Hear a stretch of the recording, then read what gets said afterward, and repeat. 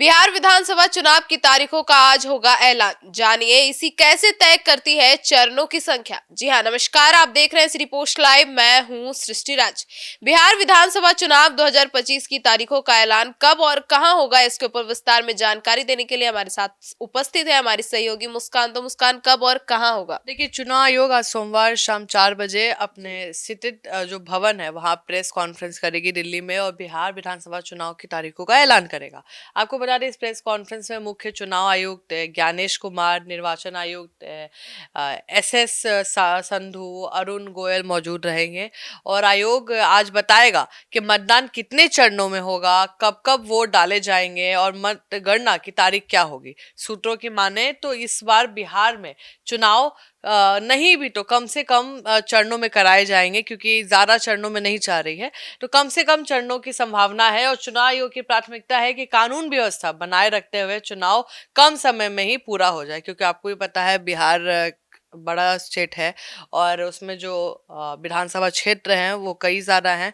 लेकिन इस बार law and order को देखते हुए कम से कम चरण, मतलब आप सम लेके चलिए, नहीं भी तो 4 से 5 चरण में इसको निपटा देना है। जी। तो मुस्कान, चुनाव आयोग मतदान की चरणों की संख्या कैसे तय करती है? देखिए, चरणों की संख्या तय करने से पहले चुनाव आयोग को कई एजेंसियों से रिपोर्ट लेना होता है। इसमें शामिल होती है केंद्रीय गृह मंत्रालय, खुफिया एजेंसी जैसे IB रॉ, राज्य पुलिस और प्रशासन। इन रिपोर्टों में बताया जाता है कि कौन से इलाकों में संवेदनशील या नक्सल प्रभावित है, कहाँ कानून व्यवस्था की स्थिति नाजुक है और किस क्षेत्र में अर्धसैनिक बलों की तैनाती अधिक समय लेगी। और आयोग ने इन सब रिपोर्टों का विश्लेषण करता है और कर रही है, और फिर तय करता है कि राज्य में एक ही चरण में मतदाता कितने जगह चुनाव संभव है। जैसे हम आपको बताते हैं, जैसे जो नक्सली इलाके हैं, ठीक है, तो नक्सली इलाके जो होंगे उसको एक चरण में मान लीजिए लेते हैं, तो उसमें ऐसा देखा जाएगा कि जिसमें नक्सली इलाके हैं उसमें कम स्टेट आ जाए, कम आपको विधानसभा क्षेत्र आ जाए। उससे क्या होता है कि जो सुरक्षा है वो कड़ी हो जाएगी, ज्यादा बल वहां पे लगेगा कि जल्दी से वहां से हो जाए। उसी हिसाब से होगा। जैसे अगर हम कोसी सीमांचल कहें तो पूरा कोसी सीमांचल का आ जाएगा।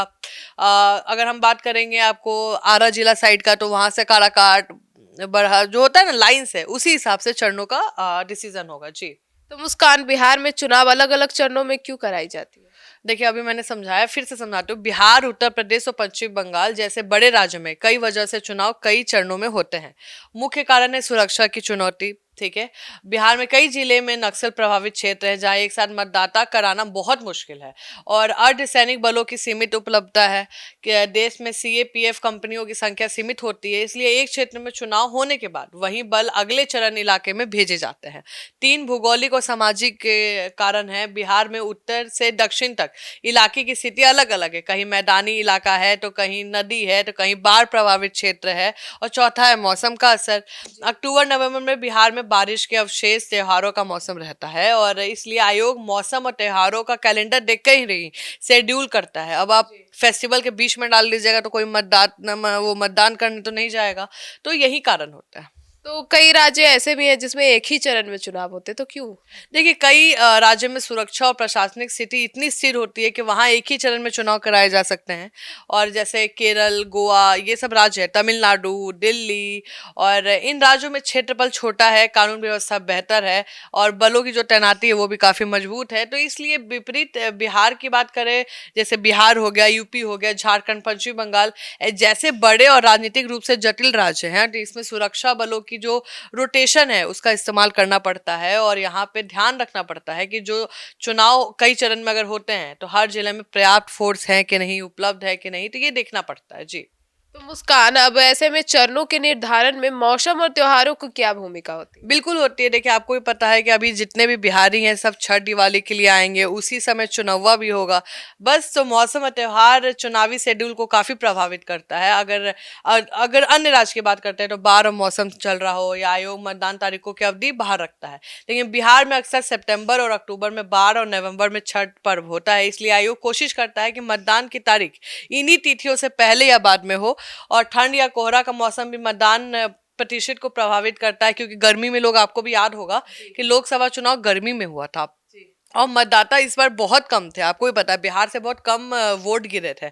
क्यों? क्योंकि गर्मी की वजह से लोग गर्मी में नहीं जाके वोट देना चाहता था, और ठंड में आदमी उतना नहीं संकोच करते हैं। इसलिए आयोग मौसम विभाग से भी सलाह लेकर टाइमिंग तय करता है। हर तरह मौसम, त्योहार और सुरक्षा तीनों मिलकर तय करता है कि कब और कितने चरणों में चुनाव होगा।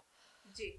तो मुस्कान, अब आज की प्रेस कॉन्फ्रेंस में क्या क्या घोषणाएं हो सकती है? देखिए, आज शाम 4 बजे की प्रेस कॉन्फ्रेंस में चुनाव आयोग 3 अहम बातें बताएगा। पहला कि मतदान की जो तिथियां हैं और चरणों की संख्या, मतगणना की तारीख क्या होगी, आचार संहिता लागू होने की समय सीमा क्या होगी। इसके अलावा आयोग राज्य की कानून व्यवस्था, सुरक्षा बलों, तैनाती, चुनाव आयोग की मॉनिटरिंग रणनीति पर भी जानकारी देगी। और आयोग ये भी बता सकती है कि इस बार बिहार में मतदान कम चरणों में कराया जाएगा ताकि परिणाम जल्दी घोषित किए जा सके। जी। तो अब ऐसे में बिहार विधानसभा चुनाव 2025 सिर्फ एक राजनीतिक मुकाबला नहीं बल्कि प्रशासनिक परीक्षा भी है। चुनाव आयोग को लॉजिस्टिक्स, सुरक्षा और मौसम और संवेदनशील इलाकों को ध्यान में रखते हुए फैसला करना होगा। अगर इस बार मतदान कम चरणों में हुआ तो यह चुनाव आयोग के लिए एक बड़ी उपलब्धि हो सकती है, क्योंकि इसका मतलब होगा कि बिहार की सुरक्षा और व्यवस्था पहले से काफी बेहतर मानी जा रही है। तो अब देखना होगा। और आपने सुना हमारी सहयोगी मुस्कान को भी और इन सभी कारणों को भी। तो अब आपको क्या लगता है बिहार में मतदान कितनी चरणों में होगा? और बाकी आज शाम की प्रेस कॉन्फ्रेंस में तो पता चल ही जाएगा। फिलहाल इस खबर में इतना ही। आगे की खबरों के लिए जुड़े रहिए हमारे साथ और देखते रहिए श्री पोस्ट लाइव। धन्यवाद।